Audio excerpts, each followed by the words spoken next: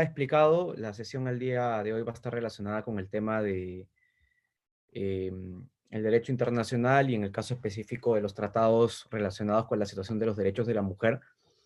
Voy a compartir una pantalla con unas diapositivas, también si por ahí me pueden confirmar si las ven. Se ven, ¿no?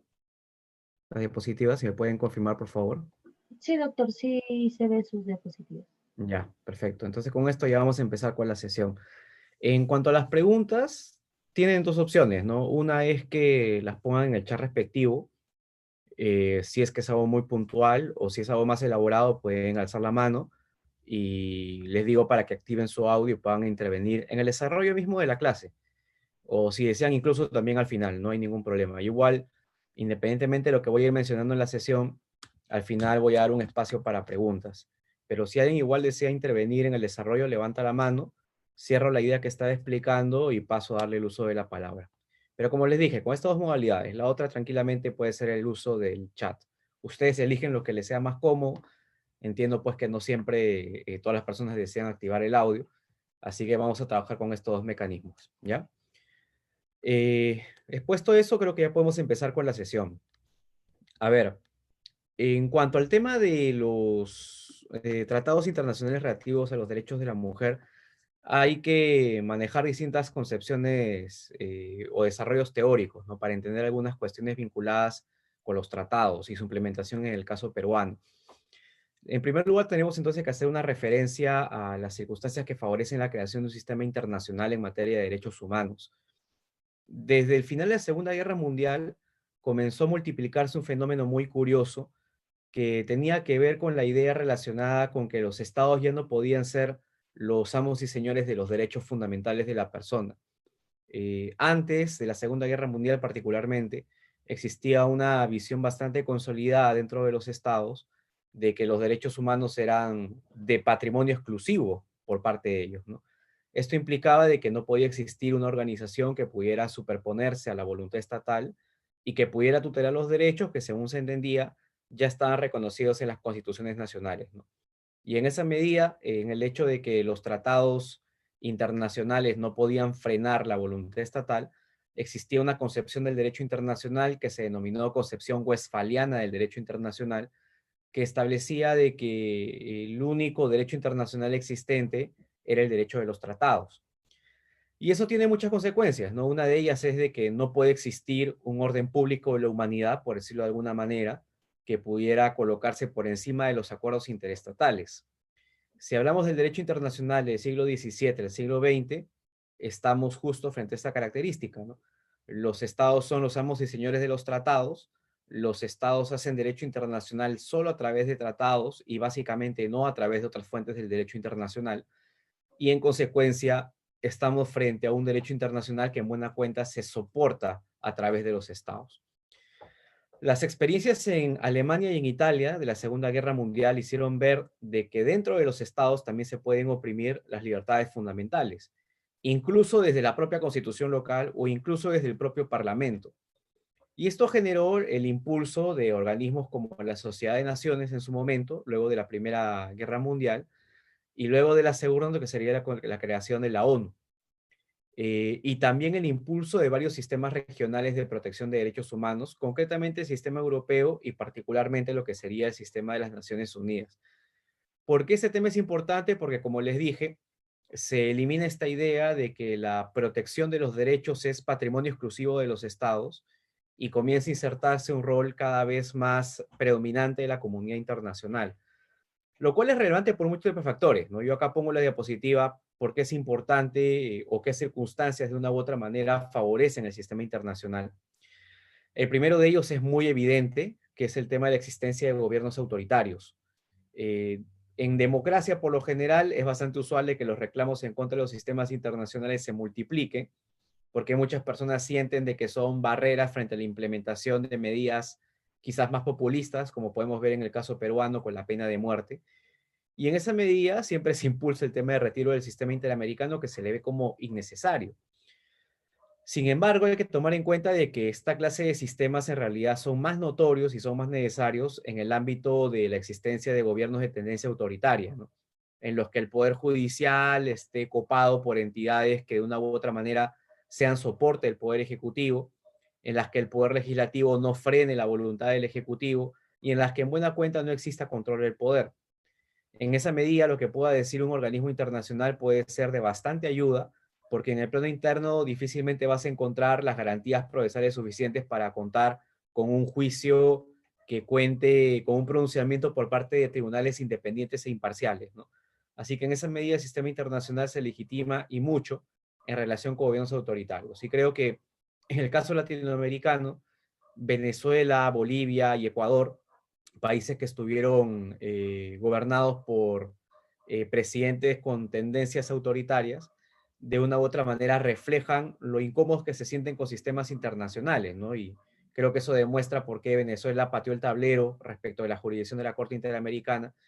Y en general también supone un mecanismo importante de control que muchos países poderosos no quieren tener. Y por eso países como Estados Unidos o como China son completamente contrarias a la fiscalización internacional en materia de derechos humanos. Creo que todo esto, más que deslegitimar, más bien legitima porque es importante un sistema internacional de tutela de las libertades individuales, ¿no? También son importantes cuando las leyes internas simplemente no garanticen estándares de protección adecuados, ¿no? Y creo que en el caso peruano hemos visto de que muchos de los reclamos que a nivel interno no han prosperado, en cambio sí lo han hecho en instancias internacionales. El sistema internacional permite la ventaja de que frente a la omisión manifiesta de derechos en materias de la mujer, pueda ser la jurisdicción internacional la que impulse un reconocimiento, ¿no? Y creo que aquí hay múltiples ejemplos que vamos a ver después si es que nos da el tiempo.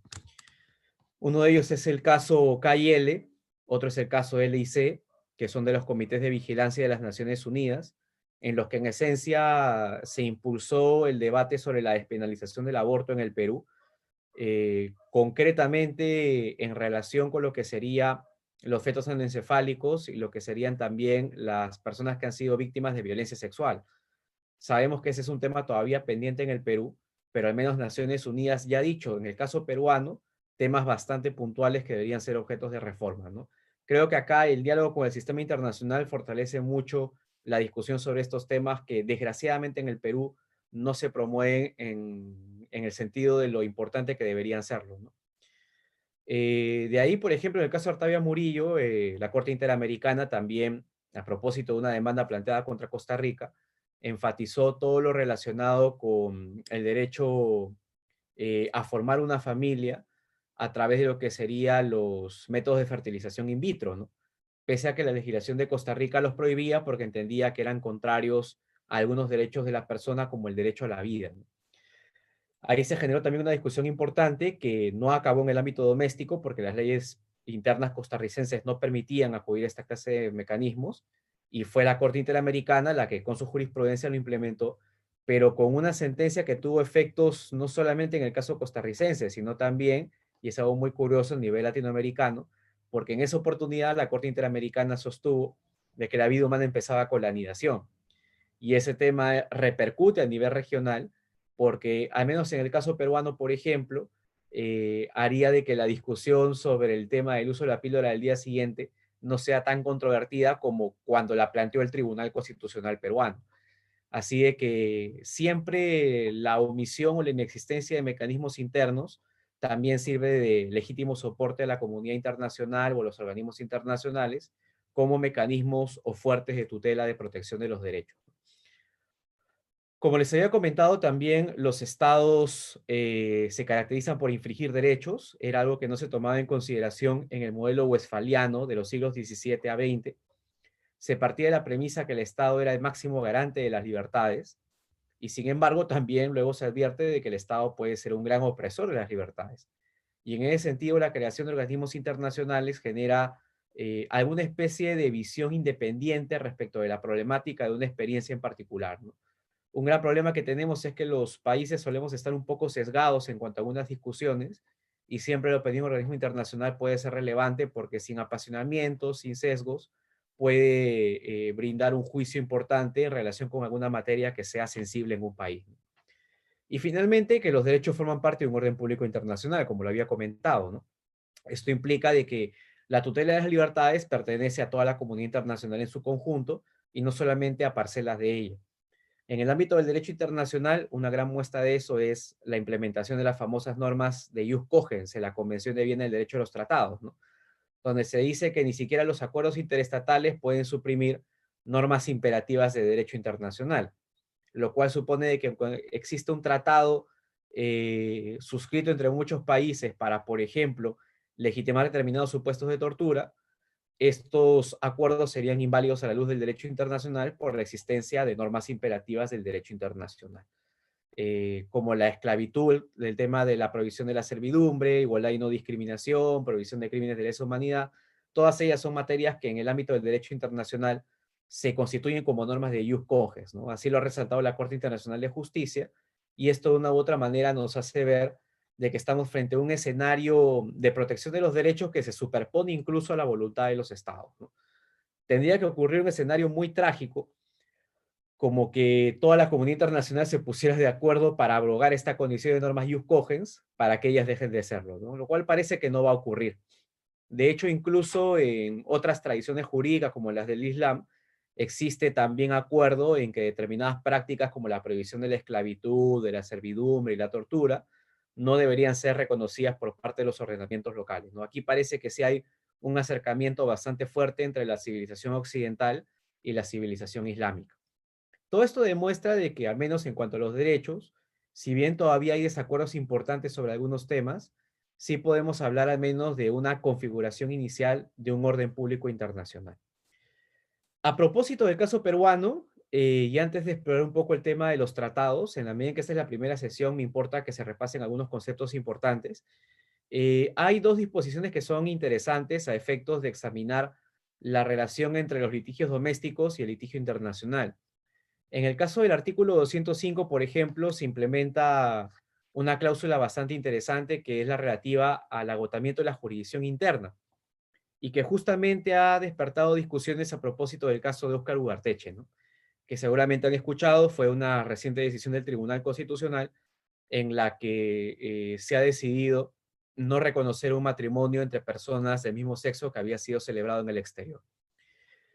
El artículo 205 tiene una cláusula que es poco común en el derecho comparado, que es el tema de la apertura a la jurisdicción internacional, ¿no? Y el artículo 205 establece que agotada la jurisdicción interna, quien se considera lesionado en los derechos que la Constitución reconoce, puede recurrir a los tribunales o organismos internacionales constituidos según tratados o convenios de los cuales el Estado peruano es parte, ¿no?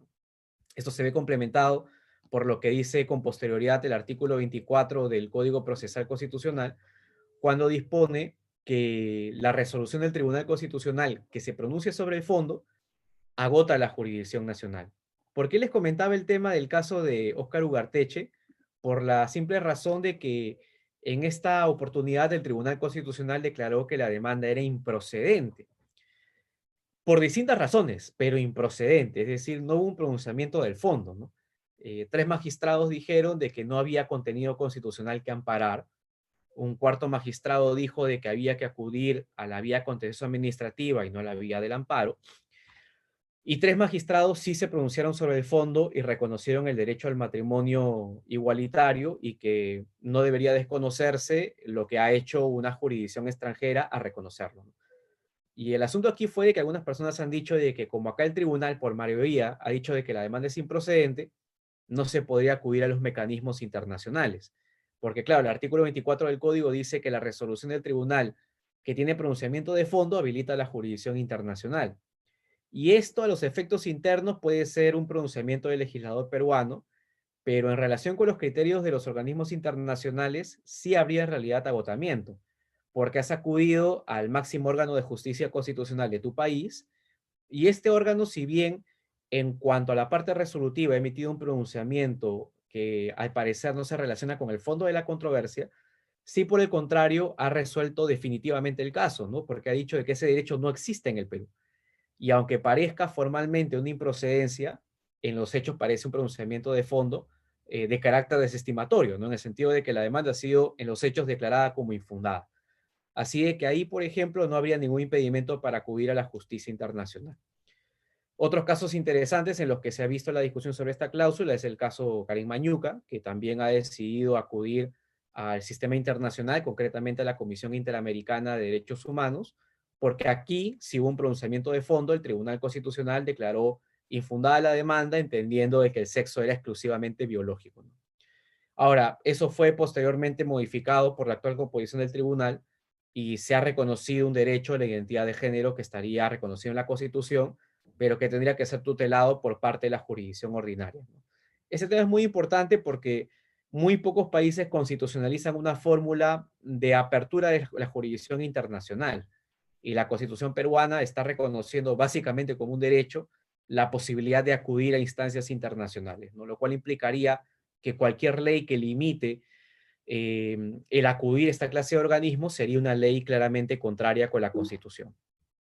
Ahora, en relación con lo que serían las discusiones sobre el derecho internacional y sus vínculos con el derecho interno, existen varios aspectos que es importante puntualizar, ¿no?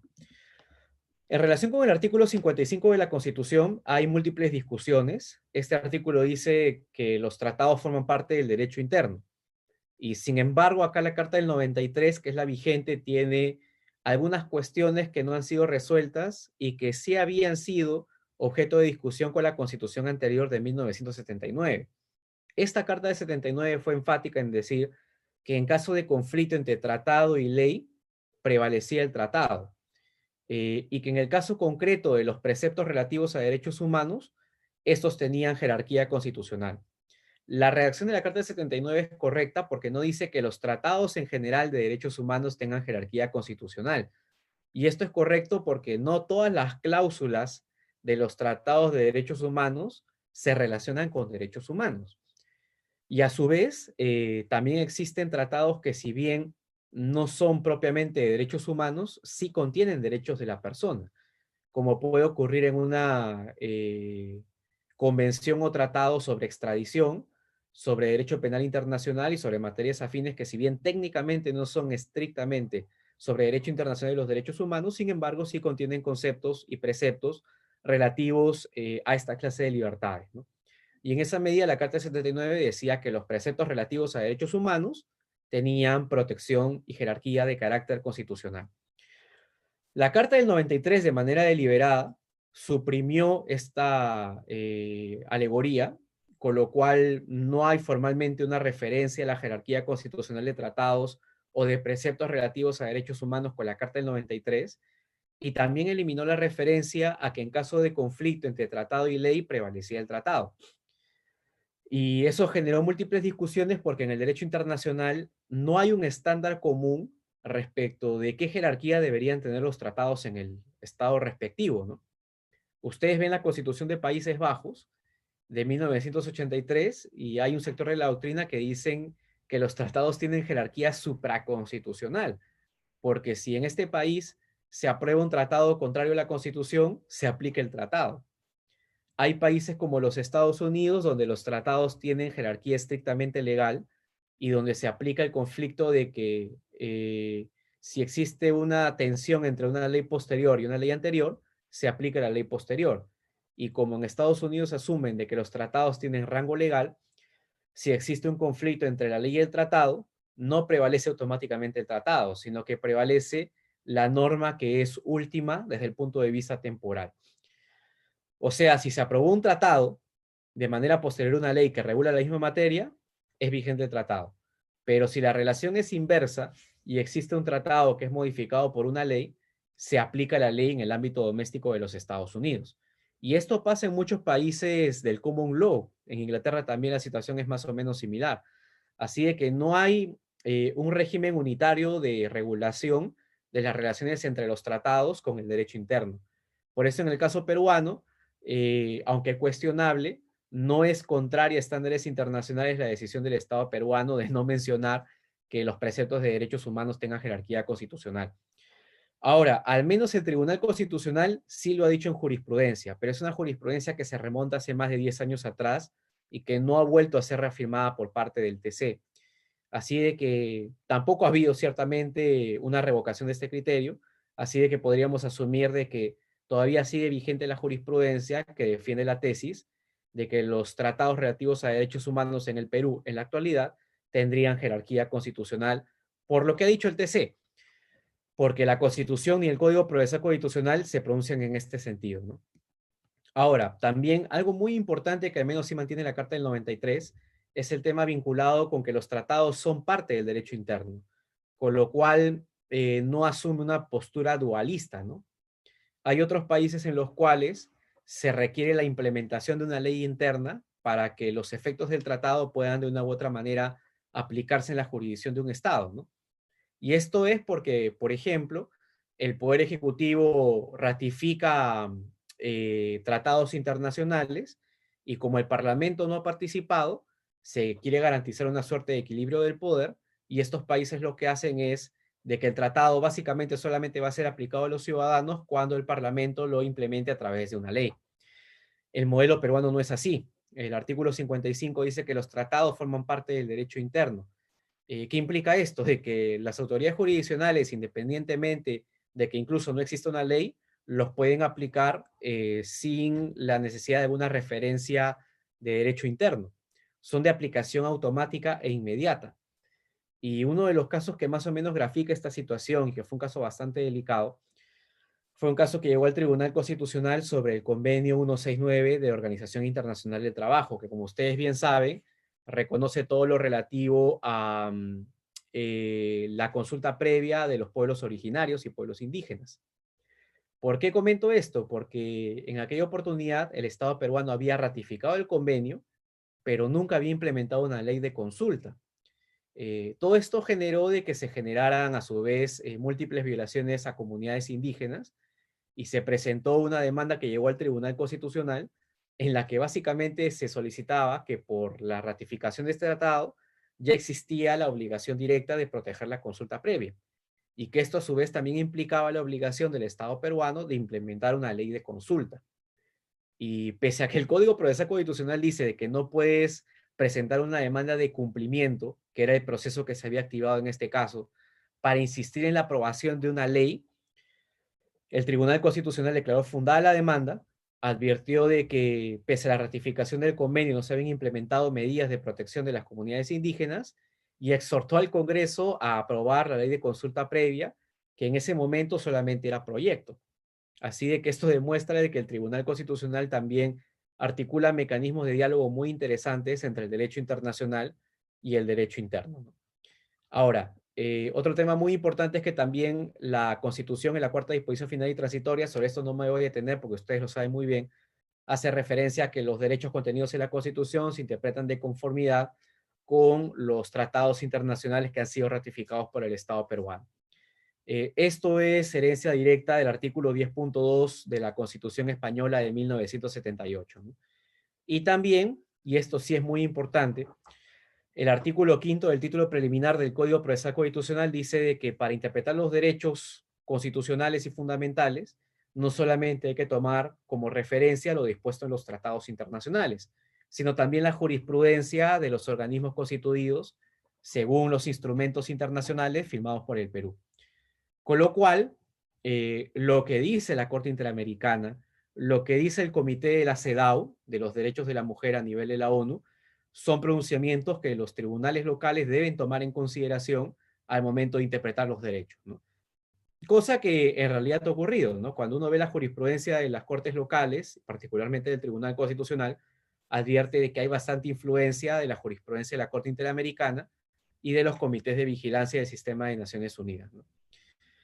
Eh, con esto ya pasamos básicamente a lo que sería eh, la articulación del derecho internacional y vamos a ir a comenzar asociándolo con el tema de los sistemas internacionales, porque en esta primera sesión, como les dije, me interesa que nos ubiquemos un poco en el contexto de lo que existe en el terreno internacional y cómo eso se engancha con lo establecido en el derecho interno, ¿no?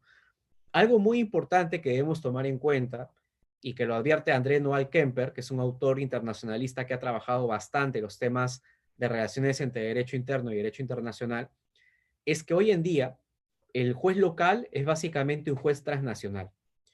Al juez local, quizás más que nunca, se le someten a consideración tratados internacionales, sea porque un privado desea de que el tratado sea ejecutado, porque el Estado no lo ha hecho, sea porque un particular reclame en contra del Estado porque está incumpliendo con el tratado, violando derechos fundamentales estipulados en él, sea porque solicitamos en un caso particular que se apliquen estándares de un tribunal internacional y un considerable etcétera.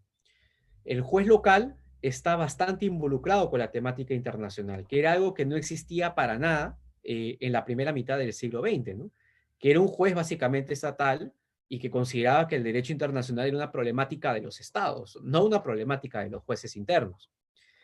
De hecho, existía bastante respeto y deferencia a la política exterior del Estado, ¿no? Y se decía que todo lo que hacía el Ejecutivo en materia de política exterior era irrevisable judicialmente, ¿no? En cambio, luego de la segunda mitad del siglo XX, la tendencia de los tribunales locales es a interactuar y mucho con el derecho internacional, ¿no?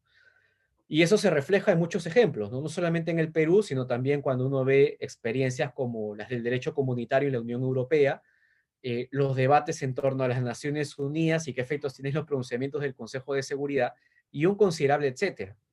Si les interesa el tema, les recomiendo que vean el caso CADI, que es del Tribunal de Justicia de la Unión Europea, donde se advierte un caso donde estaba en conflicto el derecho de la Unión Europea contra una resolución del Consejo de Seguridad de la ONU, ¿no? Una resolución que al parecer, de manera contraria a algunos derechos fundamentales de las personas, había establecido un procedimiento de inscripción en listas de terroristas que no defendía ninguna garantía procesal a favor de las personas inscritas, ¿no? Y se generó todo un dilema en la Unión Europea porque hay varios derechos reconocidos en el nivel europeo que protegerían frente a esta clase de ambages que trataban de desarrollar los sistemas de la ONU. Así de que estamos en un sistema de múltiple coexistencia de ordenamientos, ¿no?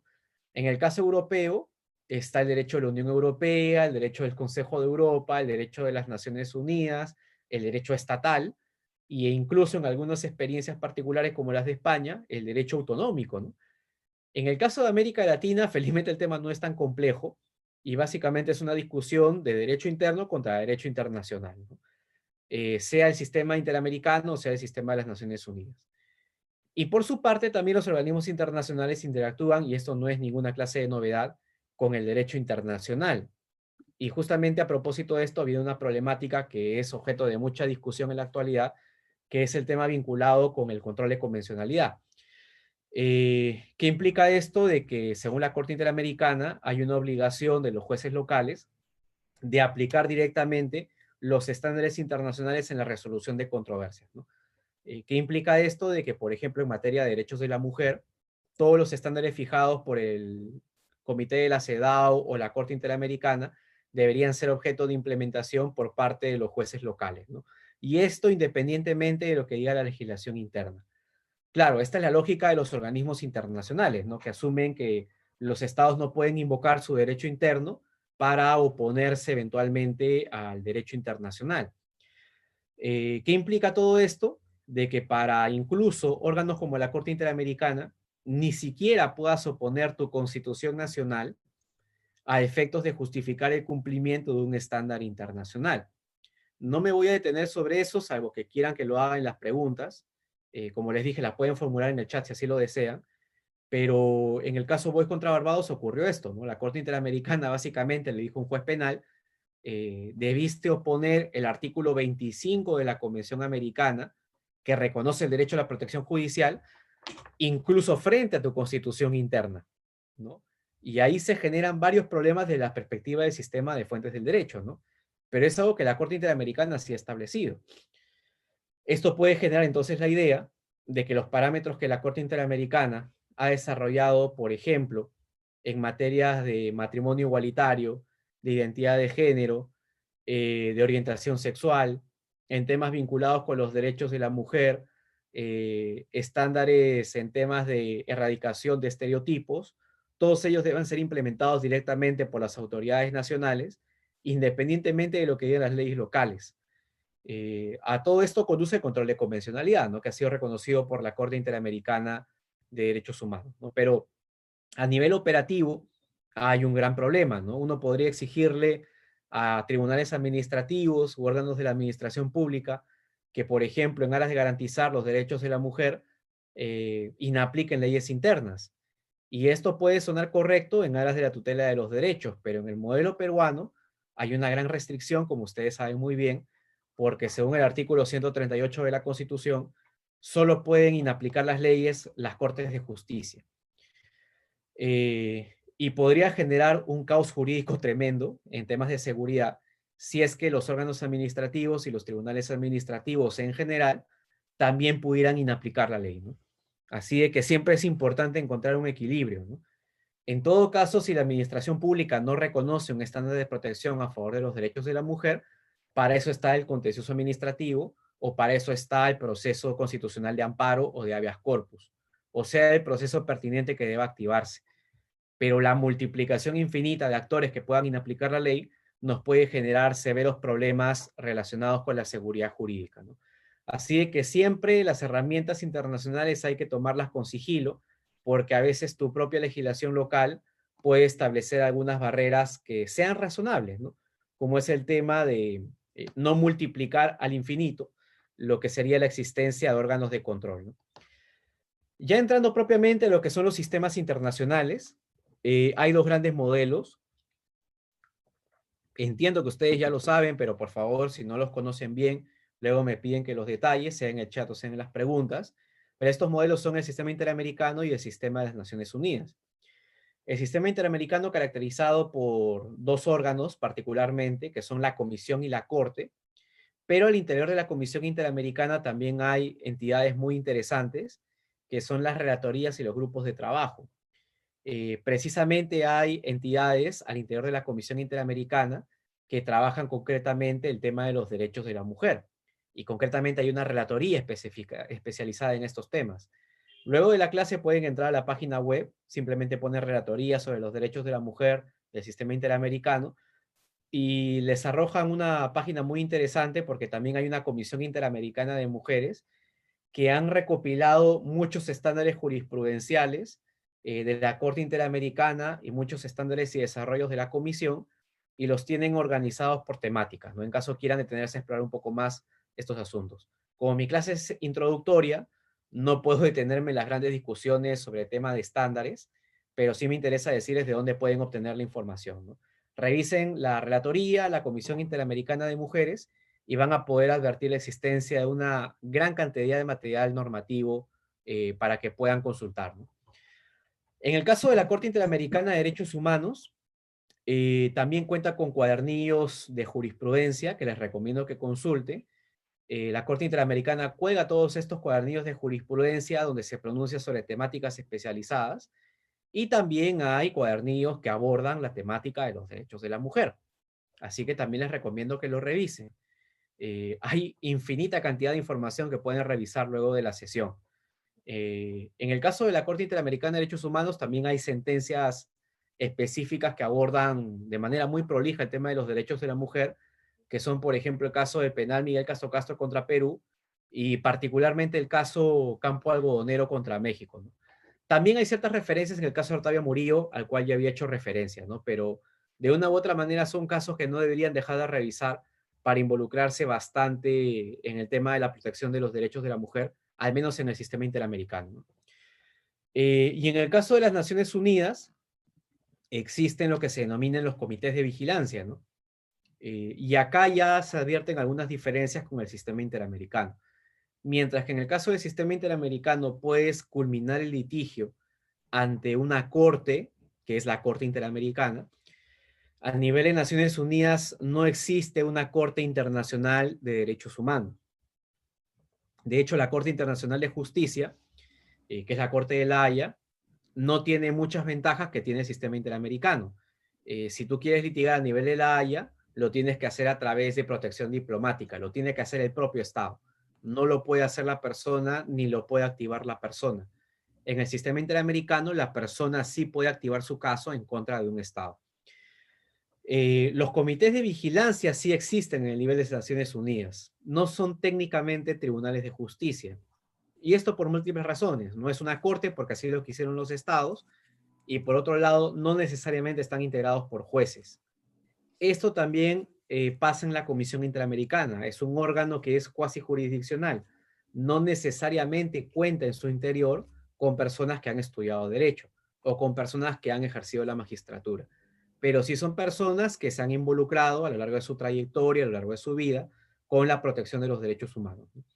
Y en el caso de los comités de vigilancia, yo he puesto ahí 3 que son los que al menos a nivel casuístico han emitido una mayor cantidad de pronunciamientos, que son el Comité de Derechos Humanos, que es el órgano que se encarga de supervisar el Pacto Internacional de Derechos Civiles y Políticos, el Comité de los Derechos de las Personas con Discapacidad, el Comité para la Eliminación de la Discriminación Racial, y evidentemente acá también ingresa el Comité para la Eliminación de la Discriminación en contra de la mujer. A propósito de estos comités, el Comité de Derechos Humanos y el Comité de Eliminación de la Discriminación contra la Mujer, es que se han expedido pronunciamientos bien interesantes, sobre todo a propósito del caso peruano, sobre la despenalización del aborto. Así de que si bien la Corte Interamericana, al menos en sentencias de fondo, no ha sido tan enfática porque no ha tenido la oportunidad de serlo, o sea, en unas medidas provisionales, en el caso de Naciones Unidas sí hay pronunciamientos de comités relacionados con la temática del aborto, ¿no? Por eso, cuando ustedes exploren el derecho internacional, no se queden únicamente en lo que sería el sistema interamericano, que como les dije, si bien tiene múltiples e importantes aportes, no siempre ha tenido la oportunidad de pronunciarse sobre todas las problemáticas relacionadas con los derechos de la mujer. Exploren también los comités de vigilancia. De hecho, el Comité de Eliminación de la Discriminación la, de la Mujer cuenta no solamente con sistemas de vigilancia en el sentido de que los estados podrían ser denunciados, sino también emite lo que se denomina recomendaciones generales. Es decir, este comité se reúne en pleno y a propósito de la interpretación de un artículo o de un derecho de la Convención de las Naciones Unidas sobre la discriminación de la mujer, comienza a hacer interpretaciones para complementar lo establecido en el pacto. Y esto de una u otra manera es importante porque también refleja el desarrollo de estándares que deberían ser implementados por los estados, ¿no? Así que mucho ojo, porque estos comités de vigilancia no solamente resuelven peticiones individuales, sino también se pronuncian a propósito de recomendaciones generales, ¿no? Estas recomendaciones, como les dije, son interpretaciones del pacto, interpretaciones de la convención, a fin de precisar las obligaciones que los estados han asumido al momento de ratificar ese instrumento internacional. En el caso del sistema de protección de las Naciones Unidas, también esto lo voy a avanzar rápidamente porque en realidad no es una temática propia de este curso. Hay una evolución que viene desde la época de la Sociedad de Naciones. Ustedes saben bastante bien que esto es producido a propósito de la Primera Guerra Mundial. Luego esta entidad fracasa porque no llega a impedir el desarrollo de la Segunda, y posteriormente al desarrollo de la Segunda Guerra Mundial, y con el esfuerzo de algunos presidentes como Franklin Roosevelt, se crea la Organización de las Naciones Unidas, ¿no? Y acá va a comenzar una época de multiplicación de documentos normativos a nivel internacional, ¿no? Lo que sería la Declaración Universal de Derechos Humanos, el Pacto Internacional de Derechos Civiles y Políticos y un considerable etcétera, ¿no? Cuando uno advierte esta clase de situaciones puede destacar de que efectivamente el sistema está comenzando a reconocer cada vez en mayor medida libertades fundamentales. Y acá quiero citar a Gregorio Peces Barba para enfatizar de que los derechos fundamentales tienen líneas de evolución. La primera brecha que tenían que superar los derechos fundamentales era la brecha del no reconocimiento. Así de que el primer logro de las libertades es la positivización en las leyes, ¿no? Se buscaba de que el monarca antes absolutista se viera limitado por un catálogo de derechos y comienzan a redactarse códigos, comienzan a redactarse constituciones para limitar el poder real. Luego viene una fase de generalización, porque inicialmente los derechos solamente protegían esencialmente a los hombres mayores de 21 años. Y no solamente hombres mayores de 21 años, sino hombres educados mayores de 21 años. La fase de generalización que expone Peces Barba hace referencia a que ahora se busca extender estos derechos a, por ejemplo, hombres analfabetos. De una u otra manera también está relacionado con aspectos relacionados con la extensión de derechos a la mujer, a migrantes indocumentados y un considerable etcétera. Y luego viene lo que sería la fase de internacionalización, donde los estados asumen, como lo dije al inicio de la sesión, de que la protección de los derechos humanos no es un patrimonio exclusivo de ellos, sino es algo que tiene que ser una labor de la comunidad internacional en su conjunto, ¿no? Y finalmente PSVAL va a hacer referencia a una fase de especificación y dice, oye, hay colectivos que requieren una tutela específica y reforzada. Estos colectivos son, por ejemplo, los niños, los migrantes, los adultos mayores, las mujeres en condiciones de vulnerabilidad y un considerable etcétera. En el caso peruano, casi todos los tratados internacionales en materia de derechos humanos han sido suscritos, salvo aquellos que generan discusiones sensibles en el Parlamento, ¿no? Y que están muy vinculados con el tema de los derechos de la mujer. Por ejemplo, está en discusión en el sistema interamericano lo que sería la Convención de Protección del Adulto Mayor. Uno en principio ve de que no deberían haber ninguna clase de discusiones o restricciones severas para aprobar ese tratado, ¿no? Porque uno puede advertir de que efectivamente reconoce estándares importantes en relación con una población que ha sido completamente marginada. ¿Cuál es el problema o por qué el Estado peruano decide no ratificar este tratado, ¿no? Esto básicamente ocurre porque hay referencias a que ninguna persona debe ser discriminada por orientación sexual y por género. Y como el tema género despierta muchas reticencias o resistencias a nivel peruano, se ha decidido no firmar este tratado. Y claro, el Estado peruano podría al final ratificarlo e insertar, por ejemplo, una reserva al tratado, pero sabemos bastante bien que en el ámbito internacional esta clase de reservas seguramente serían declaradas como contrarias al objeto y fin del tratado, ¿no? Que de una u otra manera son los estándares que busca proteger el sistema interamericano. Me dicen que no hay audio. ¿Me pueden confirmar si me escuchan? Ah, ya, perfecto. Sí me están escuchando. Me había preocupado por ese mensaje. Henry, puede que sea una situación de tu computadora. Trata de ir a un lugar donde tengas mayor red inalámbrica, ¿ya? Felizmente no es un problema general. Podemos seguir con la sesión. Y como les había comentado a propósito de esta fase inicial de multiplicación de documentos normativos, empieza lo que sería la multiplicación a su vez de estándares internacionales, ¿no? Yo acá les dejo un cuadro donde tampoco me voy a detener por no ser materia de esta sesión, vinculado con los principales instrumentos internacionales y sus respectivos órganos de vigilancia, ¿no?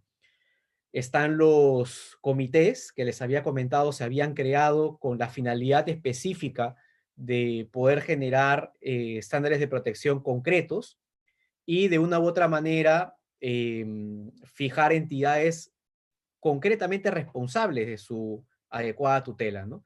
Ya habíamos visto lo que ocurría concretamente en el caso de los derechos de la mujer, que tiene su convención, que es de 1979, y su órgano de vigilancia, que es el Comité de la CEDAW.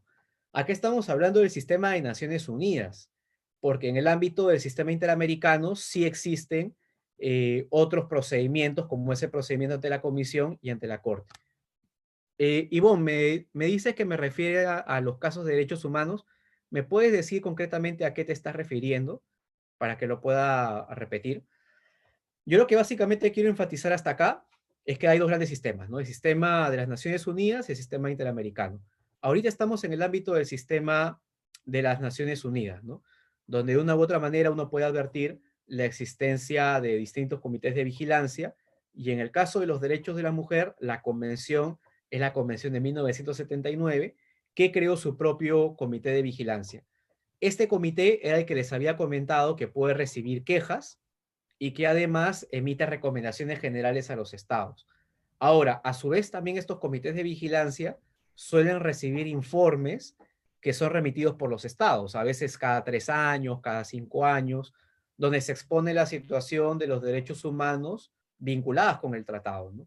O sea, en el caso de la Convención de los Derechos de la Mujer, lo que uno podría advertir es que el Estado peruano tiene que informar respecto del cumplimiento de los estándares en materia de derechos de la mujer al Comité de la CEDAW. Esta clase de cosas ocurren. El Estado peruano informa y el comité suele resaltar lo que está pendiente, lo hace al momento de emitir informes por país y desgraciadamente el Estado peruano no ha discutido como debería hacerlo, quizás de una manera más pública y más seria, estas grandes problemáticas.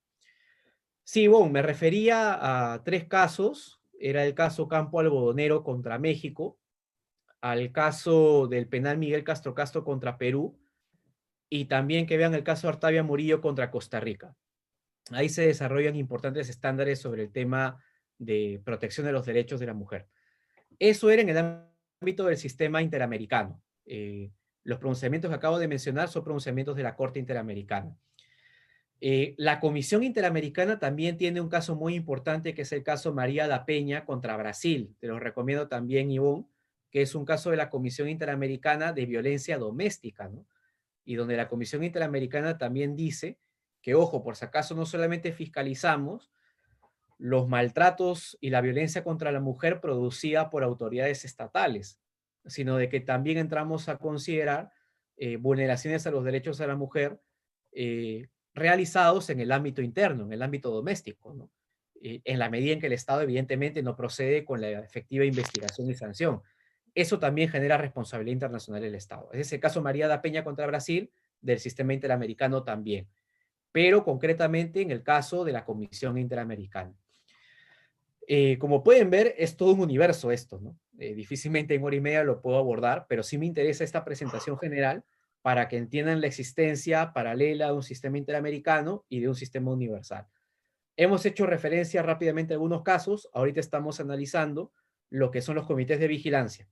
Acá les expongo los tratados principales y los comités encargados de su respectivo cumplimiento. En el ámbito de las Naciones Unidas también existen mecanismos convencionales, es decir, mecanismos creados por tratados para proteger la situación de los derechos humanos. Y estos mecanismos convencionales se dividen en mecanismos contenciosos y mecanismos no contenciosos. Acá estamos hablando todavía del modelo de las Naciones Unidas. Mecanismos contenciosos tienen que ver con la iniciación de reclamos, ¿no? Y estos reclamos suelen ser de la persona en contra de su Estado o pueden ser quejas interestatales. En el sistema interamericano, por ejemplo, se admite la posibilidad de que el Estado peruano, por ejemplo, presente una denuncia contra Chile. Comprenderán de que esto en el ámbito diplomático no es algo muy correcto, muy adecuado, así que los estados difícilmente acuden a esta figura, ¿no?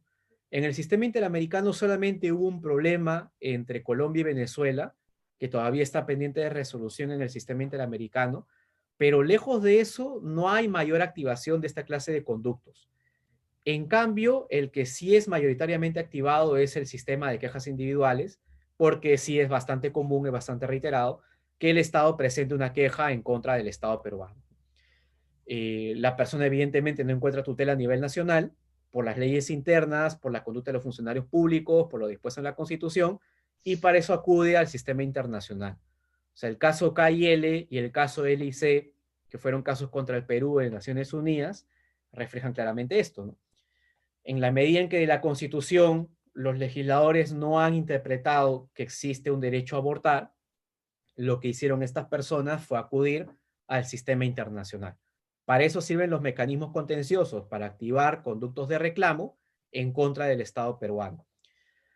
Los mecanismos no contenciosos más bien se relacionan con procedimientos no vinculados con casos y donde los comités de vigilancia hacen labores no a propósito de la activación de un mecanismo de queja, sino a través de otros mecanismos de control o de supervisión.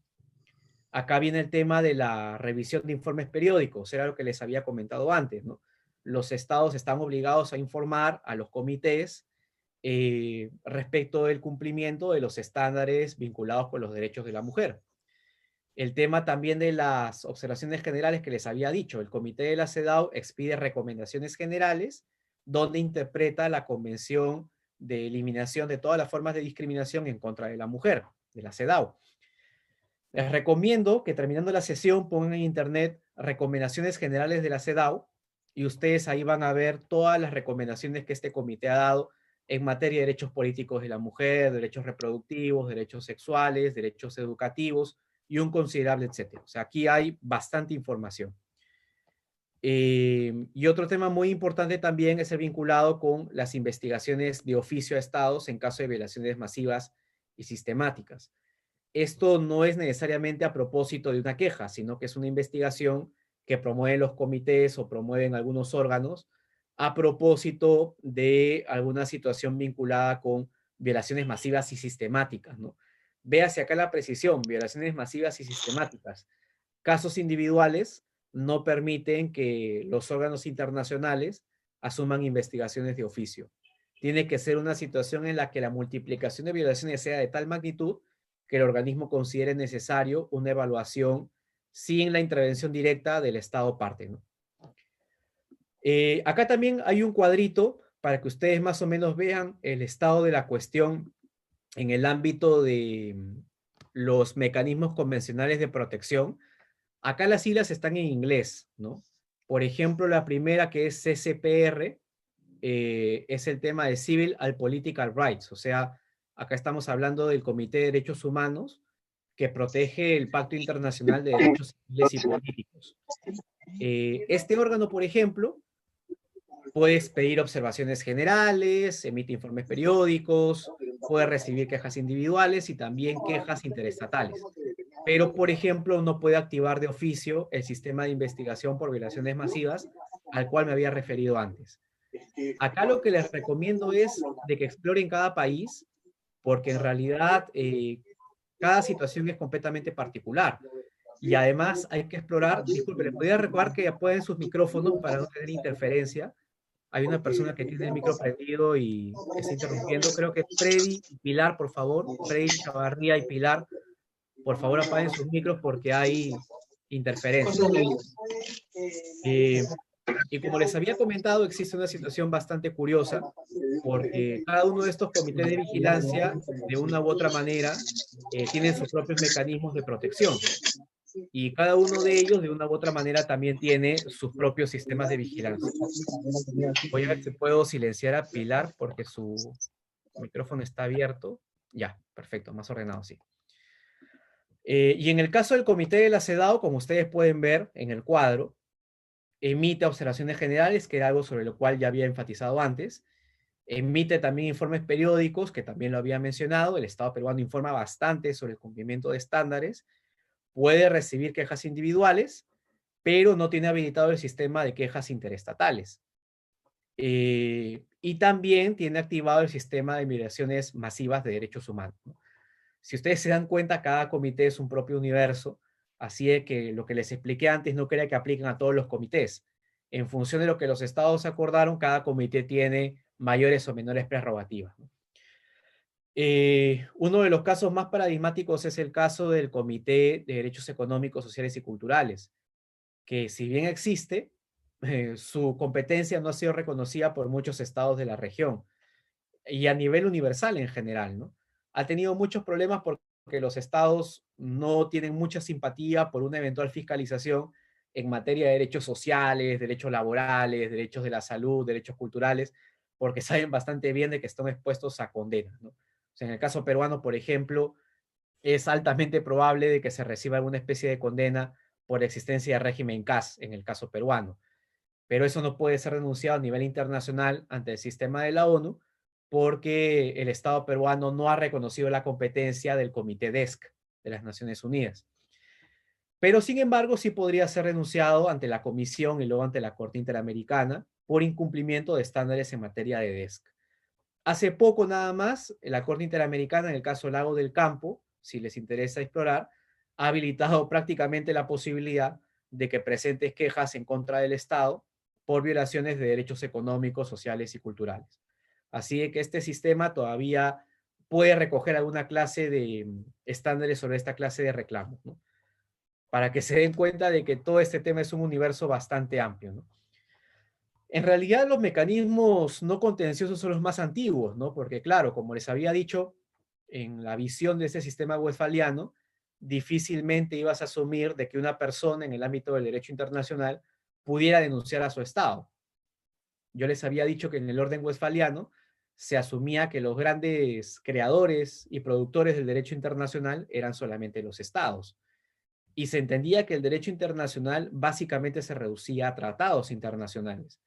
Y en esa medida, los estados no iban a admitir la posibilidad que una persona los pueda denunciar a nivel internacional. Por eso era que inicialmente solo se crearon mecanismos no contenciosos, porque los mecanismos no contenciosos no implicaban la afrenta de una persona en contra del Estado. En todo caso, era la activación de mecanismos de investigación por parte de organismos internacionales, pero que no eran iniciados a propósito de quejas individuales. En cambio, los mecanismos contenciosos se iban a demorar más en ser creados porque implican toda una revolución en materia de derechos humanos, ¿no? Revolver este viejo criterio de la soberanía estatal y decir, disculpa, pero los derechos de la persona también se pueden oponer al ámbito del poder público. Y esto implica de que independientemente de lo que diga la ley interna e independientemente de la voluntad del Parlamento, un Estado puede ser denunciado ante la comunidad internacional. Así que por eso va esta precisión de que los mecanismos no contenciosos eran los primeros en haber sido reconocidos a nivel internacional. Esto también ya lo había comentado, el tema de los informes de los estados parte, no es muy necesario detenernos aquí porque en realidad nos queda muy poco tiempo. Ya también había hablado del tema de las observaciones y recomendaciones generales. También había hablado a propósito del sistema de investigaciones de oficio. En todo caso, las láminas las puedo repartir luego para que vean el contenido específico, pero son temas que no necesariamente deben conocer, al menos no en este momento. Y hay mecanismos también denominados cuasi contenciosos en algunos casos, porque claro, no siempre son conocidos por tribunales internacionales. Como les dije, en algunos supuestos, estos comités no están compuestos ni siquiera por jueces o personas que hayan tenido formación en materia jurídica, ¿no? Por eso algunos les dicen también cuasi contenciosos, o cuando se refieren a la Comisión Interamericana de Derechos Humanos, dicen que es un órgano cuasi jurisdiccional, ¿no? Por su composición interna. Este tema también es demasiado largo, que es el tema de las comunicaciones individuales, que tiene algunas reglas que seguramente ustedes van a explorar después. El tema del agotamiento de los recursos internos, el tema de plazo para presentar la demanda, el tema vinculado con la competencia en función del territorio, de la persona, de la materia y demás que exigen la Comisión y los organismos internacionales en general, el sistema de quejas interestatales, que también ya lo había mencionado, y que tiene requisitos de admisibilidad muy parecidos a los de las quejas individuales. Ya había hablado también de la composición del sistema interamericano, y con esto pasamos al tema de los tratados específicos en materia de derechos de la mujer, como para cerrar la sesión. Luego de esta introducción, ya ustedes más o menos están orientados en relación con las articulaciones entre el derecho interno y derecho internacional, cuál es la situación actual del Perú, cómo estamos adscritos tanto al sistema interamericano como al sistema de Naciones Unidas. Y acá vamos a ver justamente de que hay una gran cantidad de tratados. Yo sé que en el balotario salen unos cuantos, pero en realidad hay una gran cantidad de tratados internacionales a nivel de la OEA y de la ONU. Bueno, Gisela, así no te preocupes. Luego me voy a comunicar con los organizadores y les voy a remitir las diapositivas. Las paso rápido porque son temas que no son necesarios que ustedes conozcan ahora. Sí me interesa que enfaticen el tema de los derechos de la mujer. A ver, como les había dicho, en el ámbito del sistema interamericano y el sistema de la ONU hay múltiples instrumentos internacionales, ¿no? Y miren las fechas, ¿no? Desde 1933, tranquilamente, ya los estados habían discutido temáticas específicas relacionadas con derechos de la mujer. En 1933, a nivel del sistema interamericano, a nivel de la OEA, se aprobó una convención sobre la nacionalidad de la mujer a fin de que no se le discrimine. Creo que ustedes saben bastante bien que por lo general, en muchas épocas de la historia, siempre había requisitos para la nacionalización que eran distintos en función de que seas hombre o en función de que seas mujer, por lo general más dificultosos en el caso de esta última, y esto amerita la expedición de esta convención en 1933, ¿no?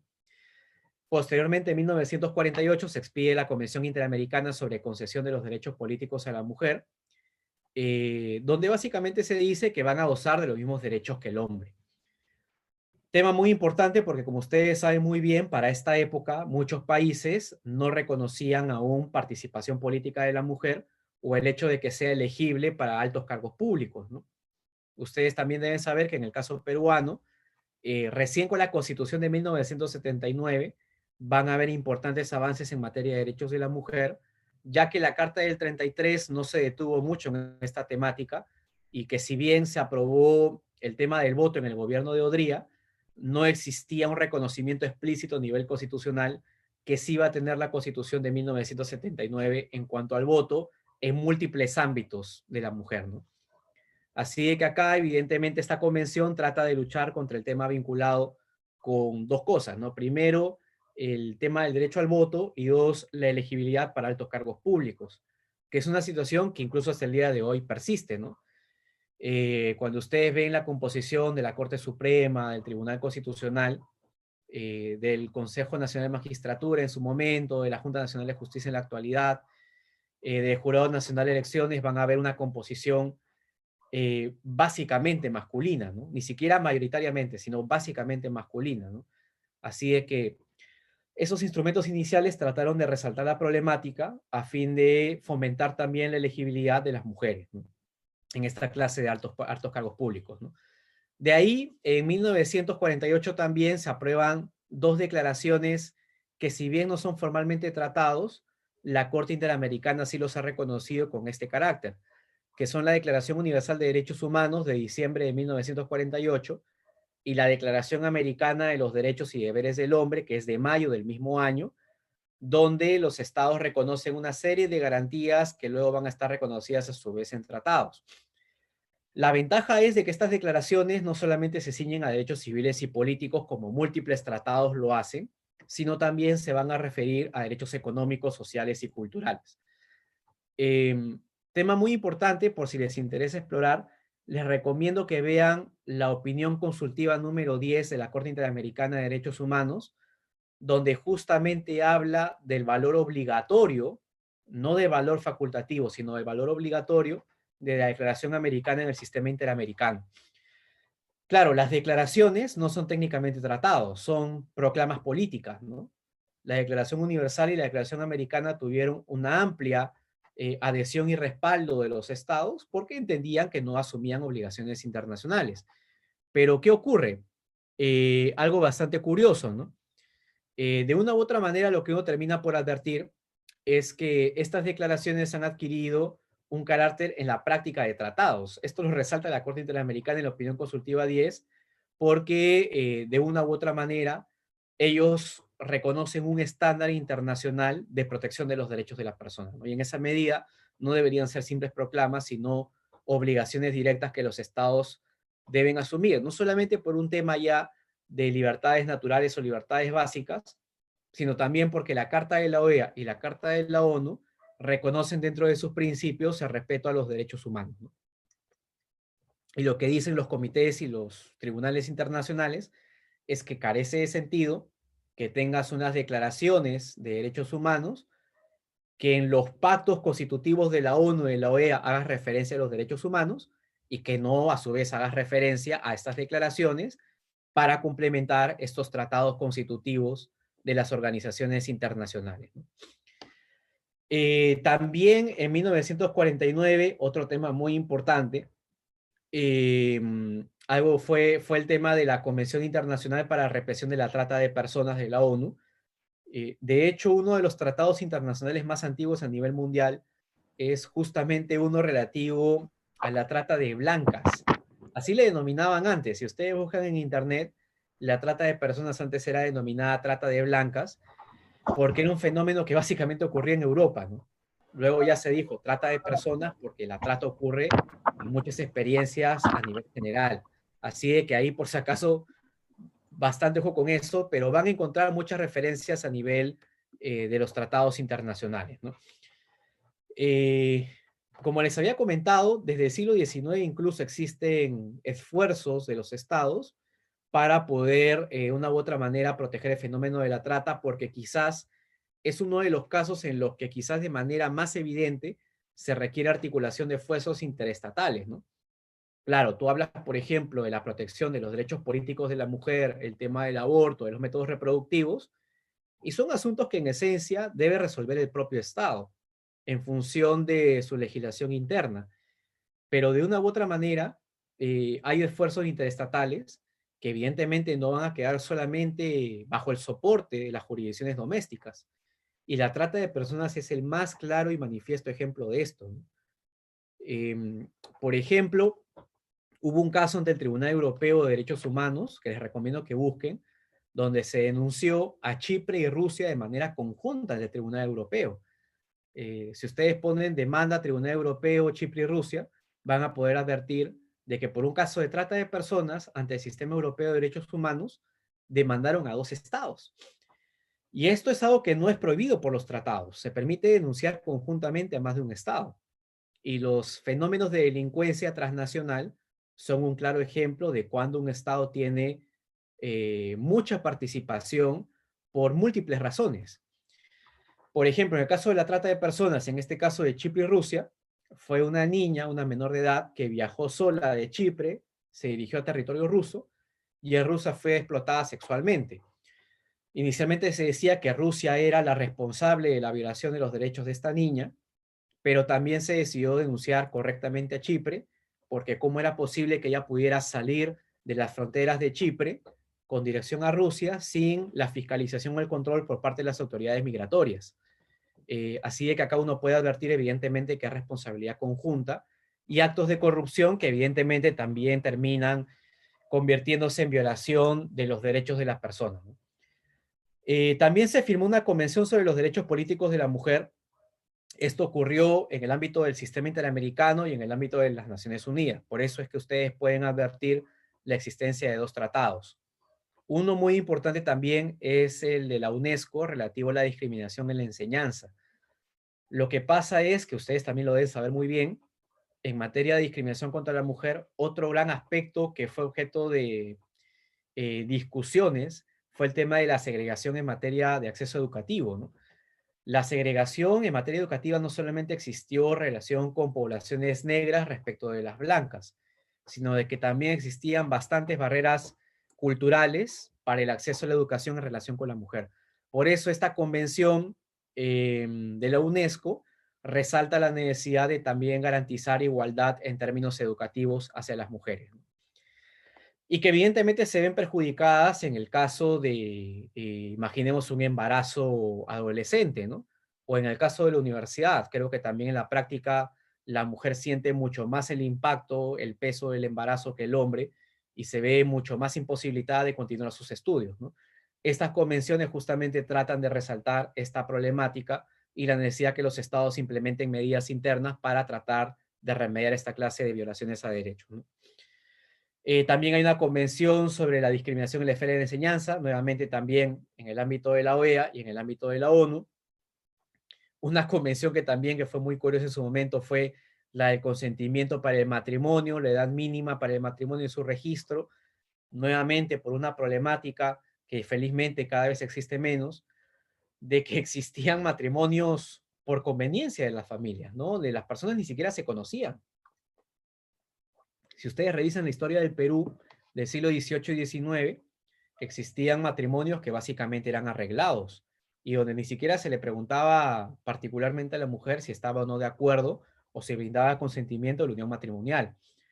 Por eso las convenciones de la ONU, viendo de que esta práctica existía aún en muchos estados, lo que hace es crear un tratado para el consentimiento para el matrimonio.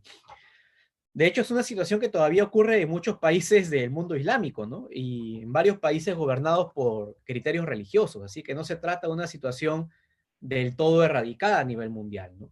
Por eso es una convención de la ONU y no una convención de la OEA, porque en el ámbito de la OEA, por el contrario, ustedes sí van a poder encontrar eh, cierto consenso a nivel regional de que no tiene por qué existir un matrimonio sin el consentimiento de los contrayentes, ¿no? También hay declaraciones de la ONU que les recomiendo que revisen, esta declaración sobre la eliminación de la discriminación contra la mujer. Todo lo que les he mencionado está colgado en la web, así que simplemente que revisen el contenido de los instrumentos. La Convención de la CEDAW, que junto con la Convención Belén do Pará, las dos que ustedes ven en la lámina son las más importantes a nivel internacional. Así de que, ojo, terminando la sesión, revisen la Convención Belén do Pará, que es la Convención para prevenir, sancionar y erradicar la violencia contra la mujer del sistema interamericano, y también vean la Convención de la CEDAW, ¿no? Que es la Convención de las Naciones Unidas, que es la de 1979. Estos dos son los principales cuerpos en materia de protección de los derechos de la mujer, porque a diferencia de los otros cuerpos o instrumentos internacionales que eran temáticos, estos dos tratados tienen un eje transversal de los derechos de la mujer y se pronuncian de aspectos tan disímiles como la educación en materia sexual, el tema de acceso a métodos reproductivos, el tema de derechos políticos, el tema cultural, erradicación de estereotipos, que la violencia puede ser a nivel estatal o doméstico y un considerable etcétera. Así que cerrando la sesión, vean estos tratados porque establecen cosas muy interesantes. Pero nuevamente, estos tratados dicen muchas cosas en abstracto. Creo que ustedes saben mejor que yo que en materia de derechos humanos por lo general hay formulaciones de carácter genérico, ¿no? Y que esto implica de que los derechos no sean aterrizados a la realidad. Así de que ustedes no pueden leer estos tratados sin a su vez consultar las recomendaciones generales del Comité de la CEDAW, las quejas individuales que ha resuelto el Comité de la CEDAW y también el Comité de Derechos Humanos. Ojo, ese también ha hablado de derechos de la mujer. Y como les dije, el tema del aborto ha sido uno de los temas más abordados. Y en el ámbito del sistema interamericano, que vean los pronunciamientos de la Comisión Interamericana y de la Corte a propósito de los derechos de la mujer. Como les había comentado, el caso Campo Algodonero desarrolla muchos estándares de la Convención Belén do Pará, sobre todo a propósito del artículo 7, que es el artículo que establece las obligaciones generales que los estados deben cumplir. Y ahí les había recomendado, por si se conectaron tarde a la sesión, vean los cuadernillos de jurisprudencia de la Corte Interamericana, porque hay ahí muchos temas de derechos de la mujer. Y en el caso de la comisión, entren a la Comisión Interamericana de Mujeres, porque en su página web han sistematizado mucha jurisprudencia del sistema interamericano y de la propia comisión que abordan muchas temáticas relacionadas con los derechos de la mujer. A ver, en el ámbito de las cuestiones que podríamos denominar relevantes, y con esto voy más o menos cerrando, hay temas que son transversales a la discusión de los derechos de la mujer y que están en estos tratados. Por ejemplo, la convención que yo denomino CEDAW o la Convención de la ONU sobre los Derechos de la Mujer tiene un artículo cuarto que es gravitante. Diría yo, es determinante en varios estados por muchas discusiones a propósito de los derechos de la mujer, ¿no? ¿Qué dice este artículo cuarto? Que la adopción por los estados parte de medidas especiales de carácter temporal encaminadas a acelerar la igualdad de facto entre la hombre y la mujer no se considerará discriminación en la forma definida en la presente convención. Acá hay un aspecto positivo y un aspecto negativo. El aspecto positivo es que te está diciendo que si un Estado, por ejemplo, quiere adoptar una ley como la igualdad de género, esta ley no puede ser asumida como contraria a un tratado internacional o como contraria al principio de igualdad. Me explico. Lo que ocurre es que en Europa, en la década de los 70 y los 80, los parlamentos comenzaron a reconocer muchas leyes de igualdad de género. Estas leyes fueron cuestionadas como inconstitucionales porque se decía que no representaban el principio de soberanía de la nación. Y esto básicamente porque decía de que el electorado lo obligas a elegir necesariamente entre un hombre y una mujer cuando no habría ningún problema con que las listas estén integradas sea por hombres o sea por mujeres. Se presentaron reclamos ante tribunales constitucionales y muchos de ellos decían de que efectivamente las leyes de paridad de género eran inconstitucionales porque no representaban la libertad del voto que tiene cualquier elector en cualquier estado democrático, ¿no? Y de que yo puedo votar por un hombre y por una mujer y que el Estado no puede imponerme candidatos. Muchos tribunales constitucionales razonaron así y la reacción de los instrumentos internacionales va en el sentido de decir, oye, por si acaso, si los estados deciden implementar medidas de igualdad de facto, como el tema de la paridad de género, que es una medida que promueve la igualdad de facto, no las puedes considerar discriminación.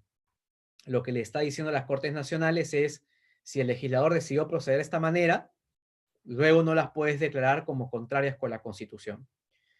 En ese aspecto es positivo, ¿no? Porque es un avance, ciertamente, ¿no? Trata de bloquear la tendencia de muchos países, de Europa particularmente, de sostener que esta clase de leyes serán contrarias al principio de soberanía de la nación. Un tema ciertamente polémico, ¿no? Pero por otro lado tiene el aspecto negativo de la redacción a su vez en términos negativos. El artículo cuarto no dice los estados están obligados, dense cuenta, a adoptar medidas de carácter temporal encaminadas a acelerar la igualdad de facto. Lo que está diciendo el artículo cuarto es de que no se considerarán discriminatorias ¿Se dan cuenta de la diferencia? Parece sutil, pero no lo es, ¿no? Lo que la convención está diciendo es, estados, ustedes están a su libre albedrío de ver si implementan o no medidas de igualdad de facto. Si lo hacen, no son discriminatorias. Ese es el punto positivo. La gran discusión es, ¿qué pasa si no lo hacen? ¿Pueden ser denunciados internacionalmente? Esta convención está diciendo básicamente que no. Está diciendo que si lo implementas, no se va a considerar discriminatorio, pero no dice nada en el escenario respecto de si no lo haces. Esto, sin embargo, al menos en el caso del sistema interamericano, sí ha sido precisado por la Corte en su jurisprudencia, y la Corte Interamericana sí ha dicho que los estados tienen el deber de implementar medidas de igualación de facto entre varios colectivos, ¿no? Entre ellos hombres y mujeres, lo cual genera discusiones bastante importantes sobre el tema de la igualdad de género, ¿no? Ahora, como esto tiene el carácter de medida afirmativa, son medidas de carácter temporal, ¿no? Y uno podría decir que, claro, si el convenio se refiere acá a medidas de igualación temporal, cuando ya el contexto de discriminación contra la mujer sea completamente borrado y las oportunidades de acceso a muchos bienes sean las mismas, ya eventualmente podrás tener, si quieres, un congreso lleno de mujeres o un congreso lleno de hombres, porque eso ya va a ser fruto de la libertad de la persona de decidir. Pero mientras existe este vicio estructural de no considerar igual a los hombres de las mujeres, ahí evidentemente los estados están facultados a introducir medidas de igualación, ¿no? Y en el caso de la Convención Belén do Pará, un aporte muy importante del sistema interamericano es el tema relativo al artículo 2. Si tienen preguntas, vayan pensándolas porque voy a dejar unos 10 minutos para la formulación de dudas si las tuvieran, ¿ya? Este artículo 2 de la Convención Belén do Pará es importante porque precisa de que la violencia contra la mujer, que es de carácter físico, sexual y psicológico, no solamente ocurre a nivel de actores estatales, no solamente ocurre porque un médico de un hospital público se niega a practicar un aborto contra una mujer que está a punto de morir. No solamente ocurre cuando un policía agrede a una mujer, o como ocurrió en Argentina, cuando un policía hombre exploraba a una mujer para ver si de una u otra manera ingresaba a una cárcel con instrumentos o no. Eso tiene que hacerlo a su vez otra mujer. La convención también resalta de que la violencia también ocurre en el ámbito doméstico y que esto puede ser denunciado internacionalmente en caso el Estado no implemente medidas para remediar la violación a nivel interno. Así de que, de una u otra manera, si ocurre una violación a nivel doméstico que el Estado no repara, independientemente de su origen, que sea un origen entre privados, los estados también pueden ser denunciados internacionalmente, ¿no? También hubo mucha discusión sobre este artículo 12, que fue resuelto en el caso Campo de Algodonero y en el caso del penal Miguel Castro Castro, porque acá solamente se dice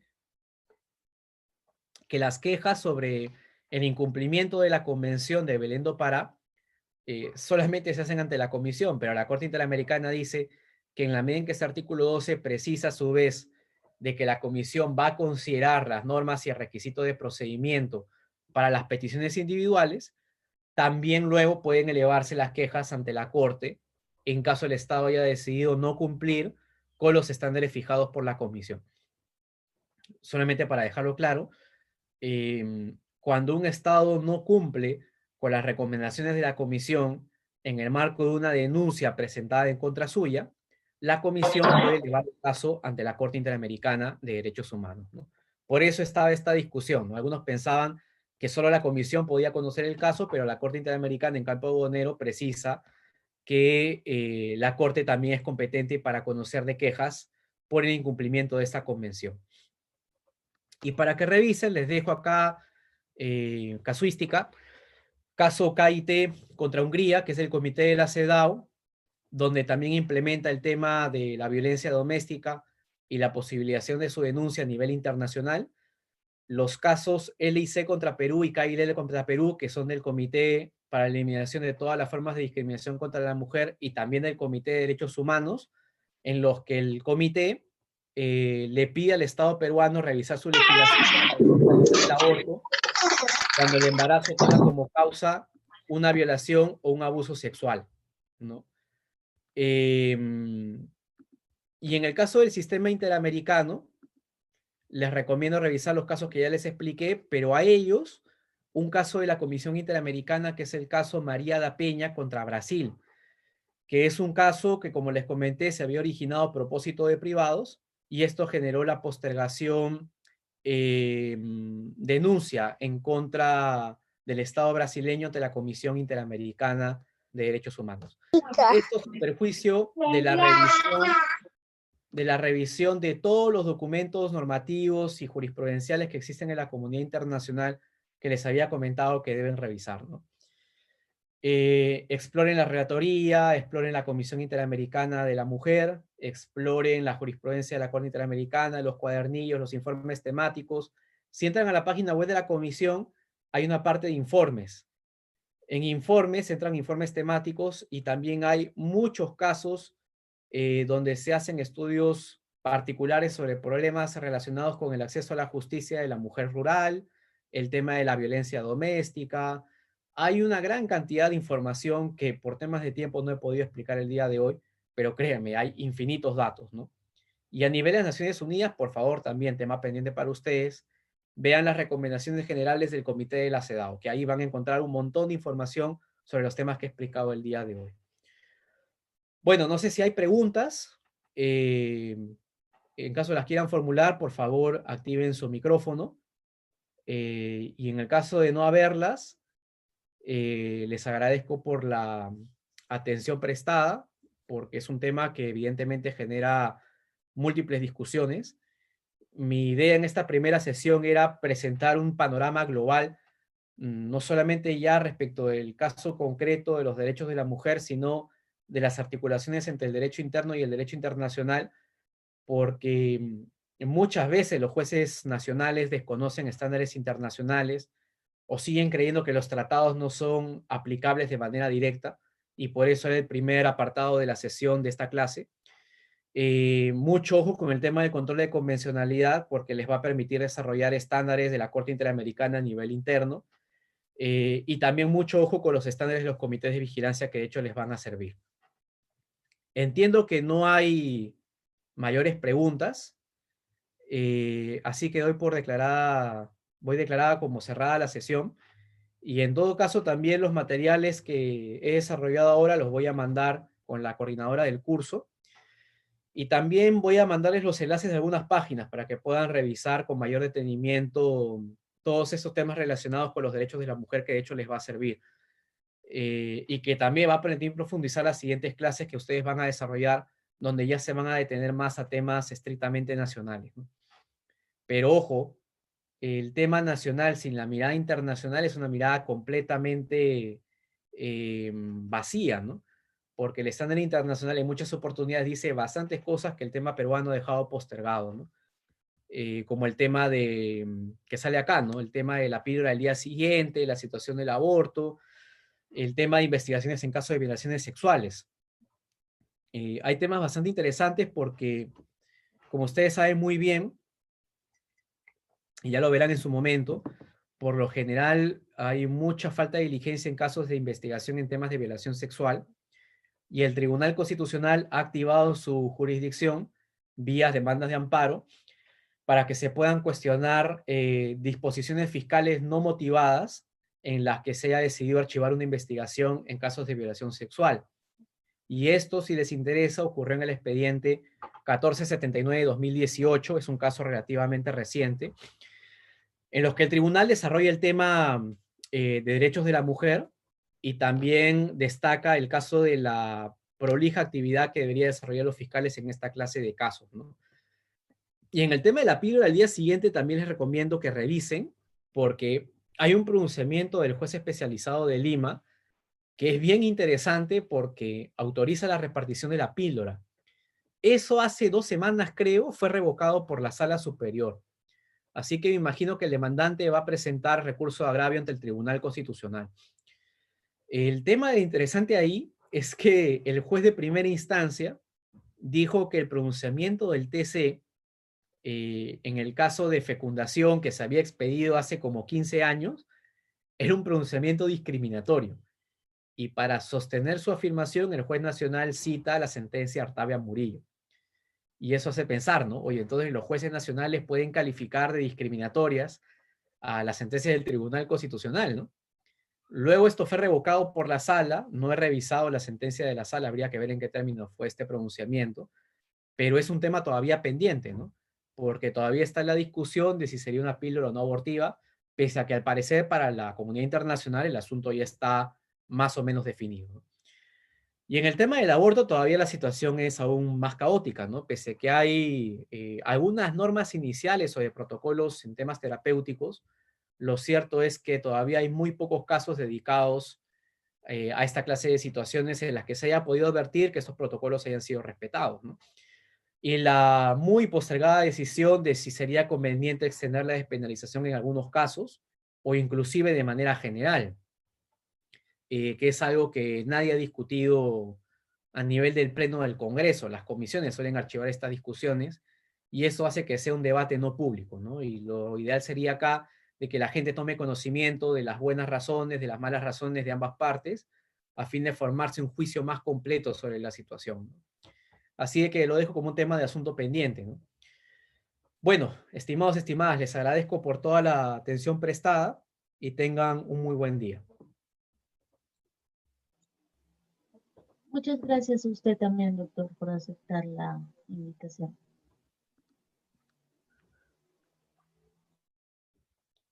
Bueno, hay una pregunta ahí, la puedo responder rápidamente, ¿no? Sí, doctor, no hay problema. Sí, ahí veo el tema que Ivonne pregunta. Uno de los temas que es pendiente es el tema del matrimonio igualitario. Ahí te digo rápidamente mi concepción.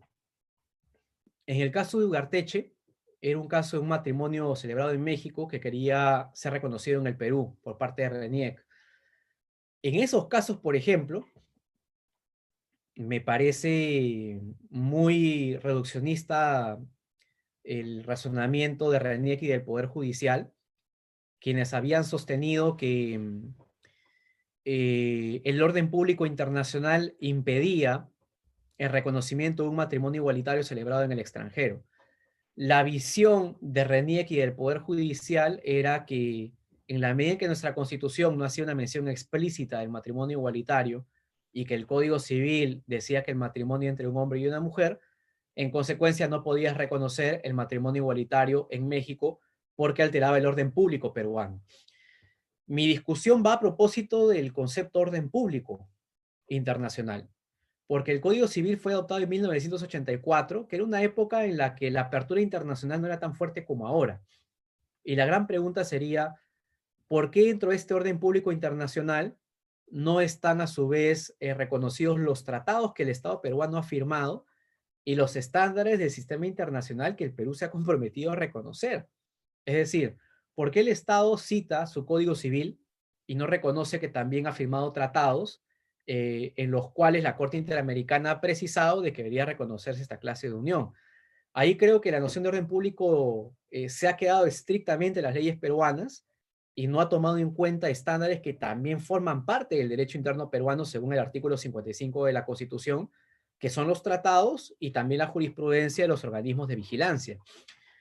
Y la Corte Interamericana en la opinión consultiva 24 ha zanjado completamente el tema, al menos en el caso de los países de la región, en el tema del matrimonio entre personas del mismo sexo, ¿no? Y de hecho, pese a que el matrimonio entre personas del mismo sexo no esté explícitamente reconocido en la Constitución, hay técnicas de interpretación constitucional que pueden armonizar la Constitución con las obligaciones internacionales e impedir el surgimiento de responsabilidad internacional. Claro, lo más recomendable, lo más saludable sería de que se reforme la Constitución para que en general se reconozca el derecho al matrimonio y que luego una ley interna precise de que puede ser entre personas del mismo sexo, ¿no? Eso es una opinión personal, ustedes pueden ahí diferir, ¿no?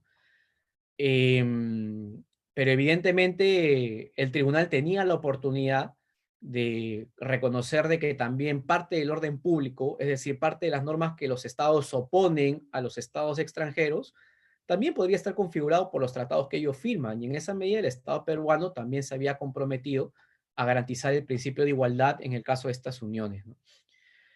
En el caso de algunas parejas que deseen ser padres mediante vientre de alquiler, ¿por qué no se puede realizar en el Perú, así como en otros países?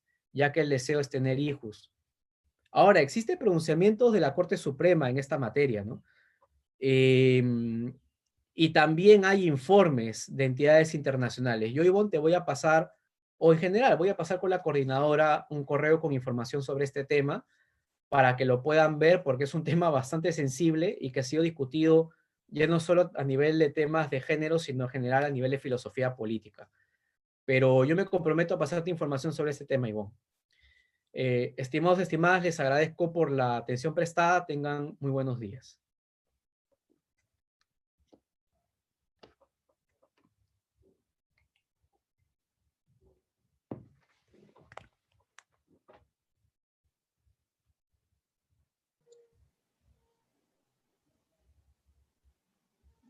Nuevamente gracias a usted, doctor. Gracias.